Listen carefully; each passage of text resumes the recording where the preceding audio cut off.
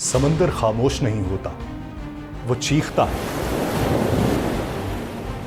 मगर ये चीखें सिर्फ वही सुनते हैं जो लहरों में डूब चुके होते हैं,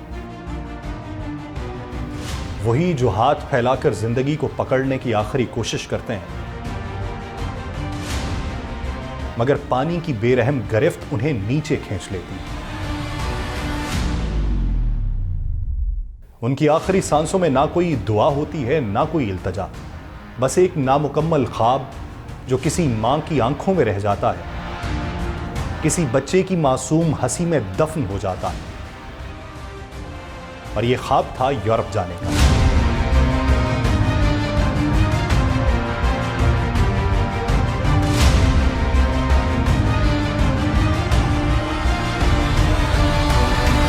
मगर यह ख्वाब हकीकत बनने से पहले ही उन सर्द बेरहम मौजों में कहीं खो गया। लीबिया के साहिलों पर हजारों बेबस रूहें इंतजार में बैठी रहती हैं, अपना सब कुछ बेचकर एक ऐसी कश्ती पर सवार होने के लिए जो वापसी का रास्ता नहीं रखती।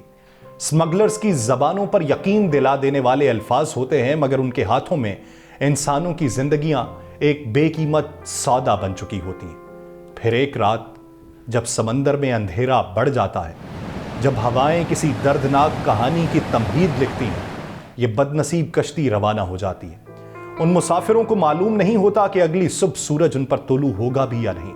उनकी माएं, बहनें, बच्चे उन्हें दुआओं में लपेट कर रुखसत करते हैं, मगर समंदर किसी की दुआ नहीं सुनता। वो बस निगलता है, वो बस गवाह बनता है उन आंखों का जो उम्मीद से भरकर निकलती हैं और अंधेरे में कहीं खो जाती हैं। सुबह जब खबर आती है कि कश्ती डूब गई, तो कोई चीखता नहीं, कोई एहतजाज नहीं करता, क्योंकि यह कहानी नई नहीं है। यह हर साल दोहराई जाती है, कुछ नए चेहरे, कुछ नए जनाजे, मगर कहानी वही रहती है। एक ख्वाब जो कभी पूरा नहीं होता, एक सफर जो कभी मंजिल पर नहीं पहुंचता। आप सब पर सलामती हो। मैं यासिर रशीद हूं और आप देख रहे हैं यासिर रशीद ऑफिशियल।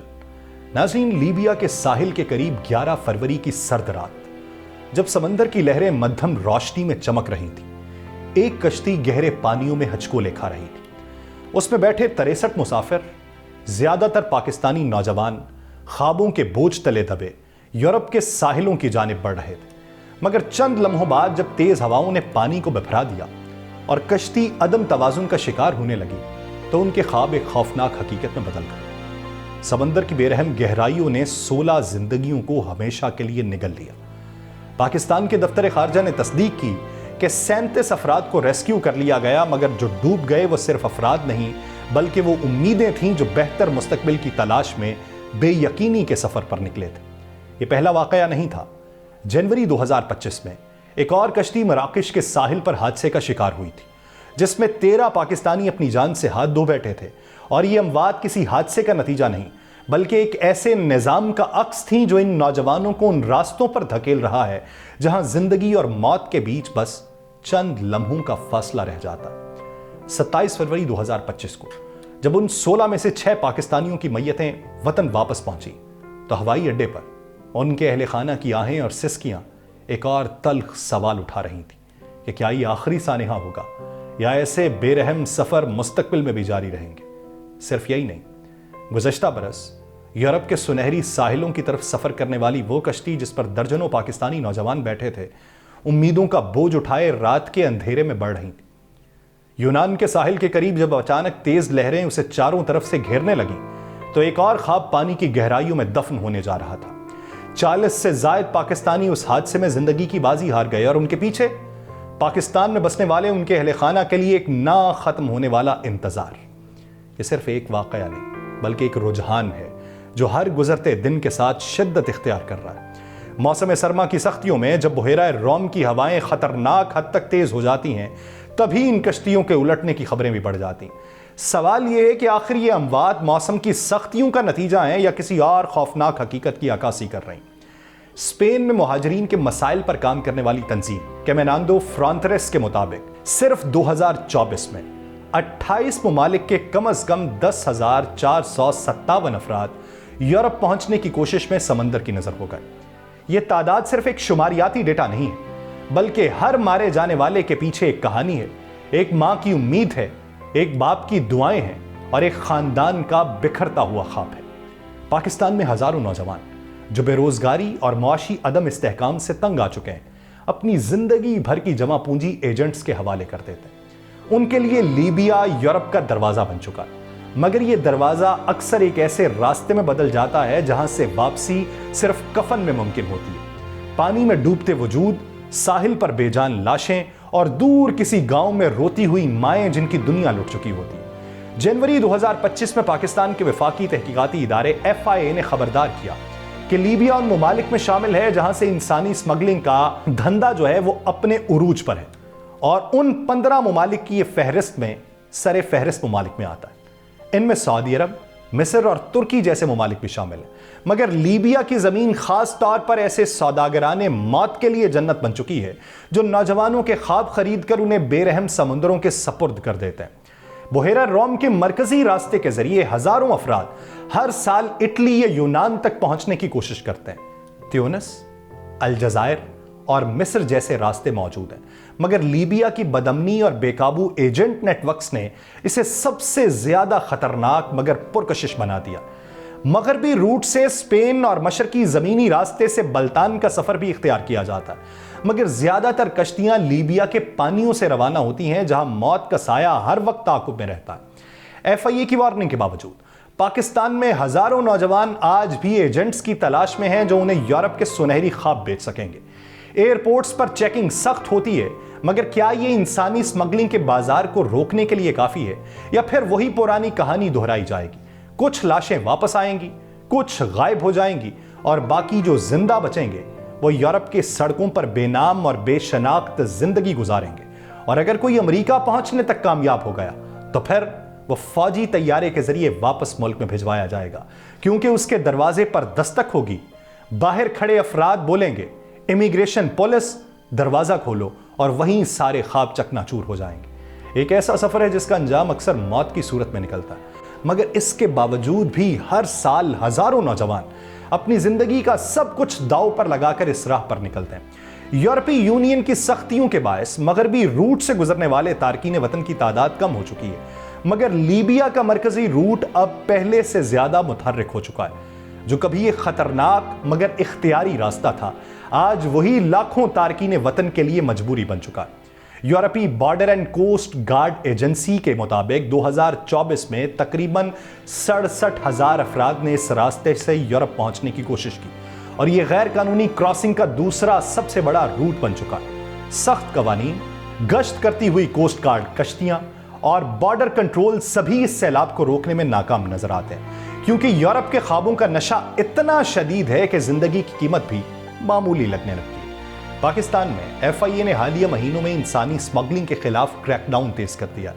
कई एजेंट्स पकड़े गए, कुछ FIA एहलकारों को गफलत बरतने पर बरतरफ या मुअत्तल भी किया गया, जबकि एयरपोर्ट्स पर मुसाफिरों की सख्त जांच पड़ताल की गई।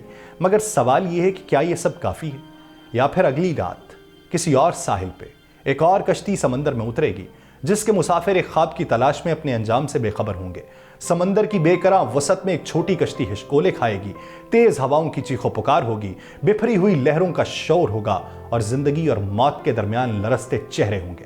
ये मंजर उन हजारों बेबस तारकीन वतन के लिए रोज का किस्सा बन चुका है जो यूरोप के ख्वाब देखकर इन खूनी लहरों के रहमो करम पर होते हैं। यूरोपीय यूनियन की बॉर्डर और कोस्ट गार्ड एजेंसी के मुताबिक समंदर में गैर कानूनी क्रॉसिंग हमेशा के लिए ही एक पुरखतर खेल है, मगर सर्दियों में यह खेल मौत की गोद में बदल जाता है।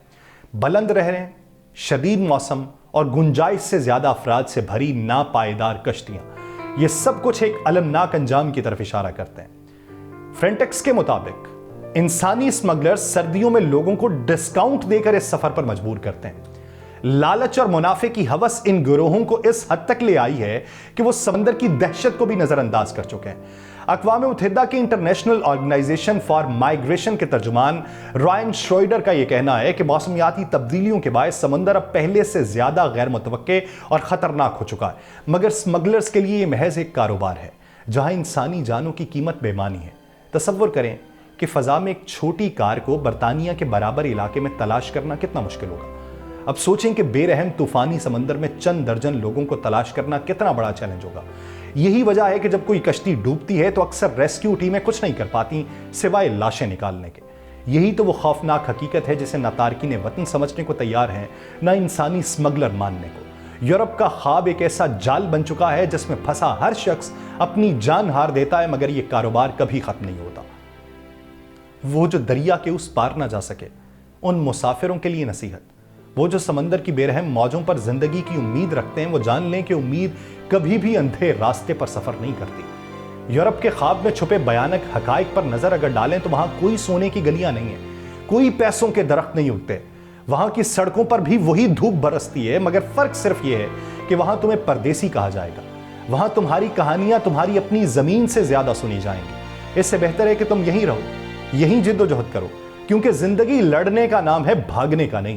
وہ جو سمندر پار پہنچتے بھی ہیں وہ اپنی مٹی، اپنی شناخت، اپنی پہچان کو ہمیشہ کے لیے کہیں پیچھے چھوڑ آتے ہیں۔ کیا تم تیار ہو یہ سب کھونے کے لیے؟ حکمرانوں کے لیے کیا ہے؟ ان کو سوچنا چاہیے کہ یہ لوگ ملک کیوں چھوڑتے ہیں۔ یہ اپنے گھروں سے، اپنے بچوں سے، اپنی زمین سے بیزار نہیں ہیں، بلکہ ان حالات سے مجبور ہیں جو انہیں تم نے دیے ہیں۔ اگر دریا کے اس پار جانے کی تمنا کرنے والے اتنے زیادہ ہو جائیں کہ ہر کشتی ڈوبنے لگے تو سمجھ لو کہ کشتی یا ان راستوں کی بجائے مسئلہ خود ملک میں ہے، ان لوگوں میں نہیں جو اس پار جا سکے۔ ہر شام کو کچھ لوگ سمندر کے کنارے بیٹھ کے اس پار کو دیکھتے ہیں۔ انہیں لگتا ہے کہ اس پار کی زندگی زیادہ حسین ہے، خوشحال ہے، وہاں سب کچھ ہے جو انہیں یہاں میسر نہیں ہے۔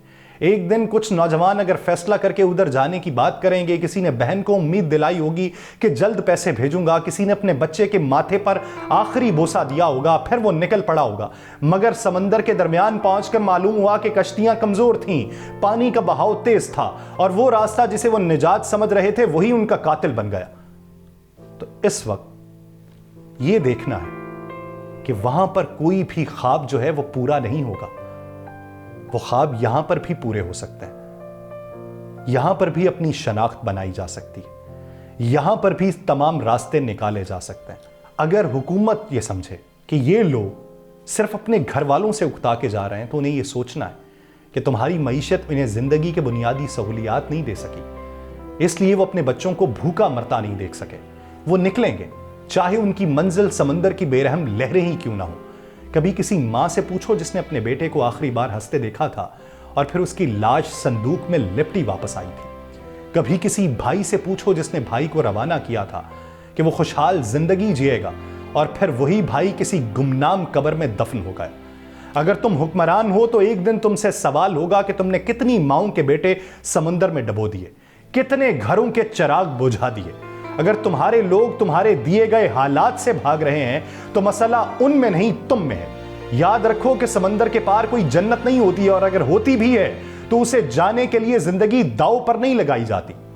اپنی زمین پر کھڑے رہو، اسے بہتر بنانے کی کوشش کرو، کیونکہ جو زمین تمہاری پہچان ہے وہی تمہارا سب سے قیمتی سرمایہ۔